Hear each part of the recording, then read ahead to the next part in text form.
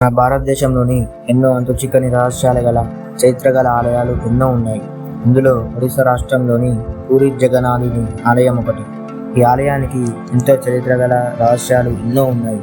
అందులో జగన్నాథుని యొక్క గోత్రి చరిత్ర గురించి, రథయాత్ర రహస్యాల గురించి, అసలు శ్రీకృష్ణుడి గుండె ఇప్పటికీ ఇంకా ఉందా, ఈ ఆలయానికి ఉన్న ఇంకెన్నో రహస్యాల గురించి ఈ వీడియోలో తెలుసుకుందాం. జగన్నాథుని చరిత్ర గురించి తెలుసుకుందాం. పూర్వం ద్వాపర యుగంలో కురుక్షేత్ర యుద్ధం ముగిసిన తర్వాత గాంధారి తన 100 మంది కుమారులు మరణించిన తర్వాత శ్రీకృష్ణుడు దగ్గరికి వెళ్ళి ఇలా అంటుంది: ఓ కృష్ణ, యుద్ధాన్ని ఆపడానికి నువ్వు సత్తా గలవాడివి, నీ చేతుల్లో ధర్మం ఉంది, కానీ నువ్వు మౌనంగా ఉన్నావు అని. నా కుమారులు ఎలా నాశనమయ్యారో అలాగే నీ వంశం యాదవులందరూ నాశనం అవుతారు అని శాపం పెడుతుంది. శ్రీకృష్ణుడు ఆమె శాపాన్ని నిశ్శబ్దంగా స్వీకరించాడు. ఎందుకంటే విలాసనమే ఒక గొప్ప విధికి భాగమని అంటాడు. ఇలా కొంతకాలం గడిచిన తర్వాత ఆ శాపం ప్రకారం యాదవుల మధ్య అంతర్గత పోరాటం ప్రారంభమవుతుంది. ఒకరినొకరు పొడుచుకొని అందరూ చనిపోతారు. అలా వంశం మొత్తం నాశనం అవుతుంది. అలా వంశం మొత్తం నాశనమైన తర్వాత శ్రీకృష్ణుడు బలరాముడు మాత్రమే మిగులుతారు. అప్పుడు బలరాముడు అక్కడ సూర్యాస్తమయంలో సముద్రపు తరంగాల మధ్య ధ్యానంలో మునిగిపోయాడు. ఆయన ఆత్మశాంతిగా శరీరాన్ని విడిచి వెలుగుతో కమ్మిన రూపంలో పైకి ఎగిసింది. ఆ ఆత్మ ఆదిశేషుడిగా మారింది. శ్రీ మహావిష్ణువు తలపై ఉండే దివ్య నాగరాజు. ఈ దివ్యశక్తి సముద్రంలో నిలయం అయింది. బలరాముడు తిరిగి పరమాత్మతో ఐక్యమయ్యాడు. ఇది చూసిన కృష్ణుడు తన మానవ శరీరాన్ని విడిచిపెట్టే సమయం వచ్చిందని అనుకుంటాడు.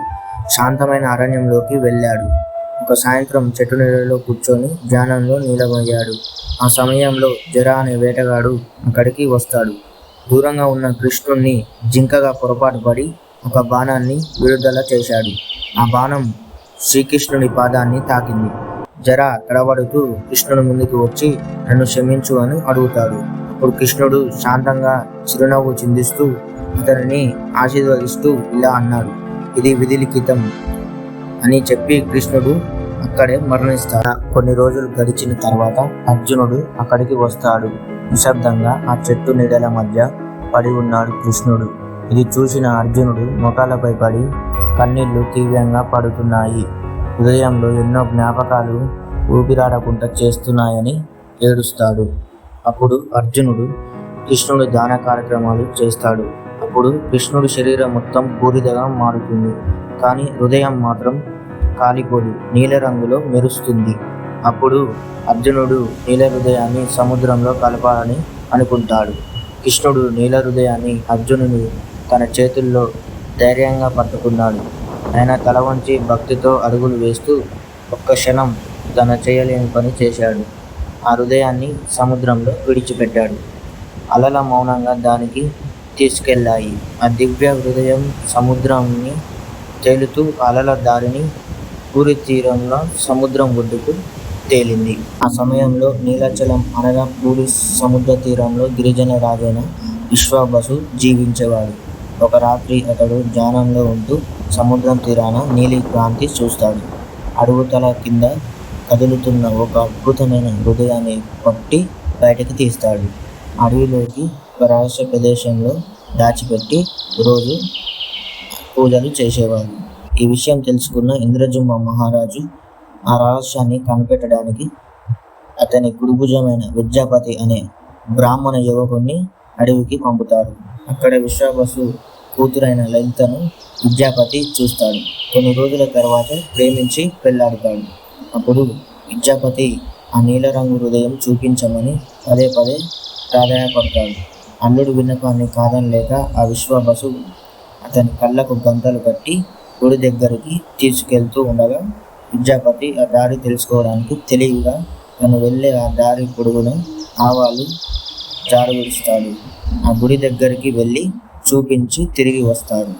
కొన్నాళ్లకు ఆవాలు మొలకెత్తి దారి స్పష్టంగా తెలుస్తుంది. దీంతో వెంటనే అతను ఇంద్రజుమ్మ మహారాజుకు కబురు పెడతాడు. అప్పుడు రాజు అడవికి చేరుకుంటాడు. ఆ రాజు అక్కడికి వెళ్ళి చూడగా అక్కడ ఆ నీలి రంగు హృదయం మాయమవుతుంది. దీంతో ఇంద్రజిముడు నిరాశతో అక్కడే నిరాహార దీక్ష మొదలు పెడతాడు. యాగం చేస్తాడు. ఒకనాడు ఆయన అక్కడే నిద్రిస్తుండగా కృష్ణుడు కలలో కనిపించి సముద్ర తీరంలో చాకినది ముఖద్వారానికి వేప కొమ్మలు కొట్టుకొస్తాయి. వాటితో నా విగ్రహాన్ని, బలరాముడి విగ్రహాన్ని, సుభద్రదేవి విగ్రహాన్ని చేయించు. అప్పుడు ఆ నీలి హృదయం స్వయంగా అంటే ఆటోమేటిక్గా విగ్రహంలోకి వెళుతుంది అని ఆదేశిస్తాడు. అప్పుడు రాజు సముద్ర తీరానికి చేరుకున్నాడు.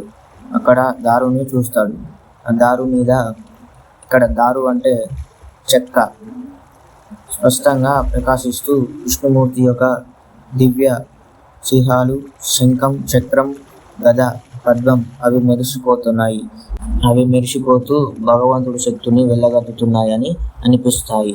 ఆ దారును గిరిజనులతోటి బయటకు తీపిస్తాడు. అప్పుడు ఆ చెక్కను ఆలయం దగ్గరికి తీసుకువెళ్తాడు. అప్పుడు ఎంతమంది శిల్పులు వచ్చి విగ్రహాలుగా మార్చలేకపోతారు. రాజు భక్తితో ప్రార్థించగా ఆ సమయంలో ఒక వృద్ధుడు వచ్చాడు. ఆయన దైవశిల్పి అయిన విశ్వకర్మ అక్కడికి వస్తాడు.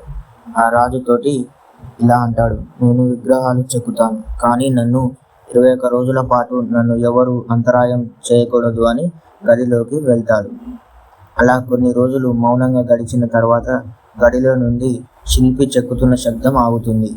ఇది గమనించిన రాజు అతని భార్య గుండిచ రాజును తలుపులు తెరవమని వేడుకుంటుంది. అప్పుడు రాజు తలుపులు తీసి చూడగా విఘ్నమంతుగా కొనసాగుతున్న శిల్పాలు, కానీ అవి పూర్తి కాలేదు. చేతులు లేవు, కాళ్ళు లేవు. అయినా ఈ గదంతా దివ్యశక్తితో నిండిపోయింది. అప్పుడు ఆ గది అంత చూసిన విశ్వకర్మ అక్కడ లేరు. అప్పుడు ఆ రాజు ఇంద్రజిముడు ఈ దైవ నిర్ణయంగా భావించి మూర్తులను మహాగర్భాలయంలో ప్రతిష్ఠిస్తాడు. ఇది జగన్నాథుని యొక్క చరిత్ర. రథయాత్ర గురించి తెలుసుకుందాం. ప్రతి సంవత్సరం ఆషాఢ మాసంలో జరిగే రథయాత్ర పూరి జగన్నాథుని ఆలయం ప్రత్యేకత. ఆ రోజున జగన్నాథుని, బాలభద్రుని మరియు సుభద్రమ్మ వారి తల్లి ఇంటికి వెళ్లే కార్యక్రమంగా భావిస్తారు. వారి భారీ రథంలో ఆలయం నుండి 3 కిలోమీటర్ల దూరంలో ఉన్న గుండిజ ఆలయం వరకు తీసుకువెళ్తారు. రథాల యొక్క వివరాలు. నందిఘోష జగన్నాథుని రథం 16 చక్రాలు గల ఉంటాయి. తలధ్వజ బలభద్రుని రథం 14 చక్రాలు గల ఉంటాయి. దల్పధరణ సుభద్రమ్మ రథం 12 చక్రాలు ఉంటాయి. రథయాత్ర యొక్క చరిత్ర. రాజు ఇంద్రజిముడు పూరి ఆలయాన్ని కట్టించిన తర్వాత ఆయన భక్తికి మెచ్చిన జగన్నాథుని వరం కోరుకోమని అంటాడు. అప్పుడు రాజు, స్వామి, నీ దర్శనమే మాకు మహాభాగ్యం, కానీ నాది ఒక కోరిక. నా పిల్లలు పుట్టకుండా నా వంశాన్ని నిర్వశం చేయని అంటాడు. ఎందుకంటే భవిష్యత్తులో ఎవరు కూడా ఆలయం నాది అని నీకు నీ భక్తులకు మధ్య రాకూడదు అని కోరుకుంటాడు. ఆ రాజు భార్య గుండిచ ఆమె భర్తతో ఇలా అంటుంది, రాజా, నాకు తల్లి అయ్యే భాగ్యం లేదా అని అలా బాధపడుతూ ఉండగా అప్పుడు జగన్నాథుడు, అమ్మ, నేను నా అన్నచెల్లెలు నీకు పిల్లలుగా ఉండి ప్రతి సంవత్సరం 9 రోజులు నీ దగ్గర ఉంటాం, నిన్ను తల్లిగా భావిస్తామని వరాన్ని ప్రసాదిస్తాడు. అందుకే ప్రతి సంవత్సరం జగన్నాథుడు ఇచ్చిన మాట నిలబెట్టుకోవడానికి రథం మీద గుండిచ ఆలయానికి వెళ్ళి ఆమెను సంతోషపరిచి తిరిగి వస్తారు. ఇది రథయాత్ర యొక్క చరిత్ర. ఇప్పుడు ఆలయం అంచుక రహస్యాల గురించి తెలుసుకుందాం. నంబర్ 1, ఆలయం గోపురంపై ఉండే జెండా ఎప్పుడు గాలికి వ్యతిరేక దిశలో ఎగురుతుంది.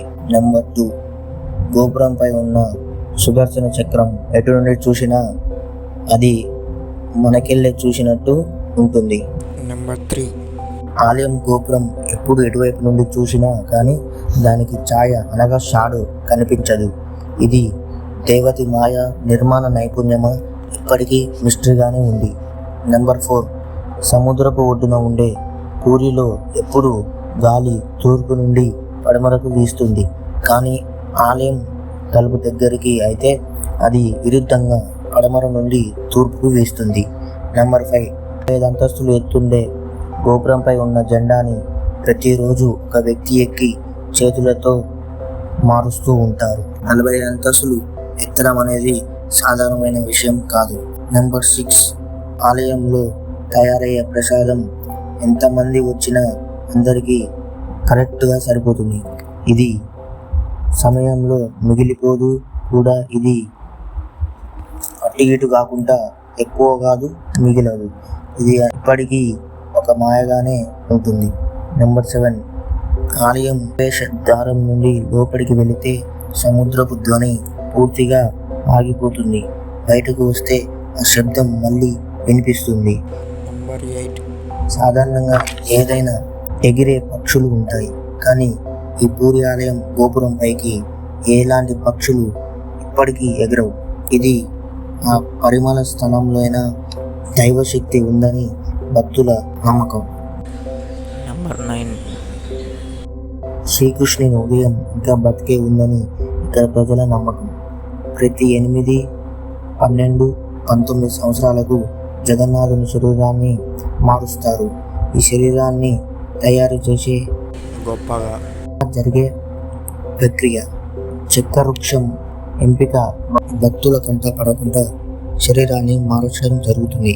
ఈ మార్చుతున్నప్పుడు ఆలయం పూజారులు ఇప్పటికీ కళ్ళకు గంటలు కట్టుకొని శ్రీకృష్ణుడి గుండెని మారుస్తారు.